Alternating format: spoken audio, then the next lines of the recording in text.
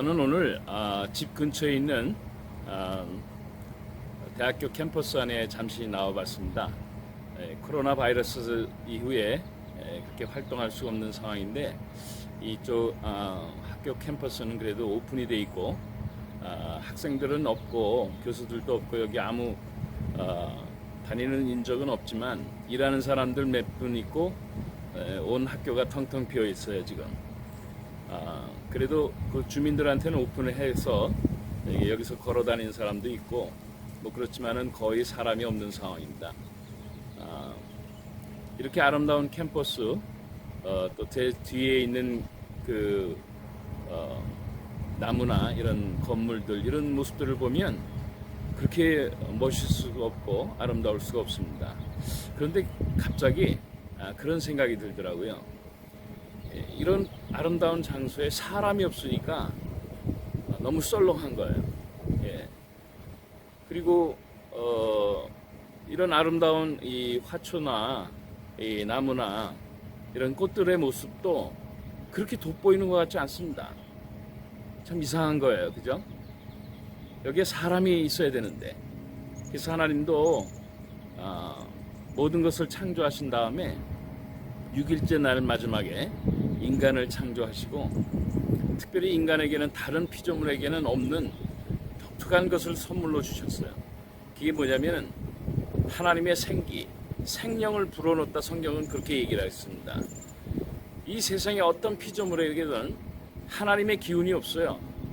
하나님의 영광은 거기서 찾아볼 수 있고 하나님이 어떠하신 분이라는 것을 우리가 알 수 있는 그런 어떤 하나님의 신성을 우리가 발견할 수 있지만은 하나님의 생기를 하나님의 기운을 갖다가 거기서 발견할 수는 없는 거예요. 그런데 인간에게는 하나님이 생명을 주셨다는 거예요. 그래서 인간이 가장 존귀한 존재로 성경을 그렇게 표현하고 있습니다. 그리고 하나님은 별과 달과 해를 기억하고 이 식물들을 기억하면서 하나님이 즐기시는 게 아니에요. 하나님은 우리 인간을 가장 존귀하게 여기시고 인간을 그렇게 사랑하신다는 것입니다. 오죽하면 하나님을 떠난 백성들을 향해서도 성경은 이렇게 얘기를 해요. 여인이 어찌 그 젖먹는 자식을 잊겠으며 자기 태에서 난 아들을 긍휼히 여기지 않겠느냐. 그들은 혹시 잊을지라도 나는 너를 잊지 아니할 것이라. 내가 너를 내 손바닥에 새겼고 너희 성벽이 항상 내 앞에 있나니. 하나님은 우리 하나님의 백성들을 항상 잊지 않고 기억하시고 또 손바닥에 새겨놓을 정도까지 그런 표현을 쓰시는 걸 보면 언제라도 우리들만 생각하시고 계시다라는 것입니다. 하나님이 별을 생각하고 달을 생각하고 해를 생각하는 게 아니에요. 하나님은 우리를 생각하고 계세요. 하나님의 자녀만 생각하고 계시는 거예요. 하나님의 마음속에는 하나님의 자녀밖에 없는 것입니다. 다시 말하면 하나님께서는 우리 인간을 최고로 기뻐하시고 좋아하시는 것입니다. 오죽하면 하나님의 기운, 숨결을 우리에게만 주셨다는 거예요. 하나님을 떠나가고 하나님 없이 살다 보니까 이 생기가 다 없어져 버린 거죠.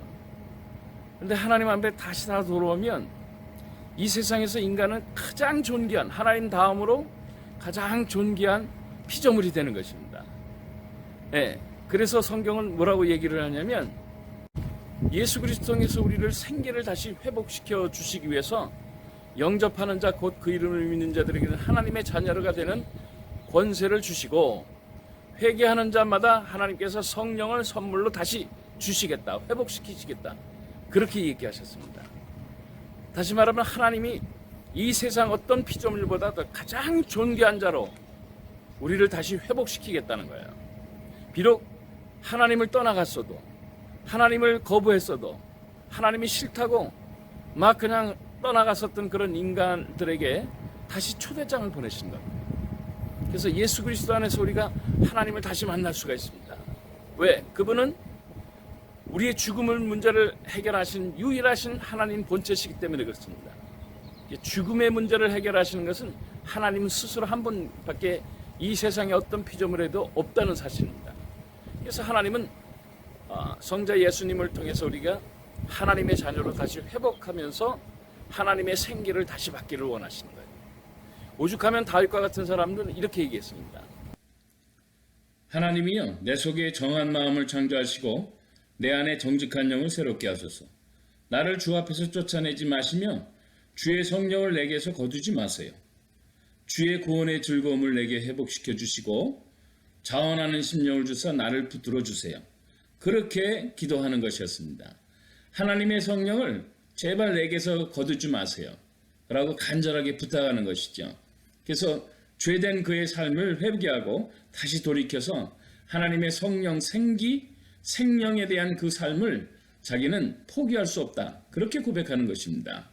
인간의 가장 존귀함은 하나님의 숨결이 거기에 있으면 그것이 가장 존귀한 모습으로 이 세상에서 남기 때문에 그렇습니다.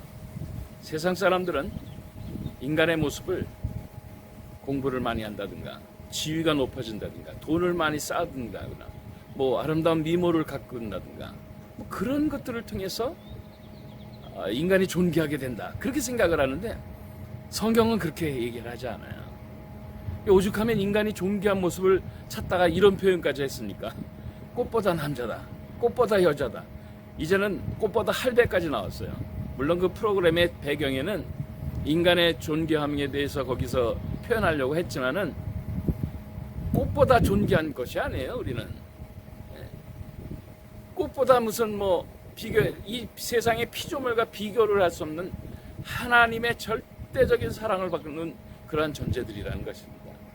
그것을 우리가 다시 회복하면서 하나님 안에서 정말 생기가 넘치는 그러한 삶의 회복을 이루실 수 있길 주님의 이름으로 다시 한번 축복합니다.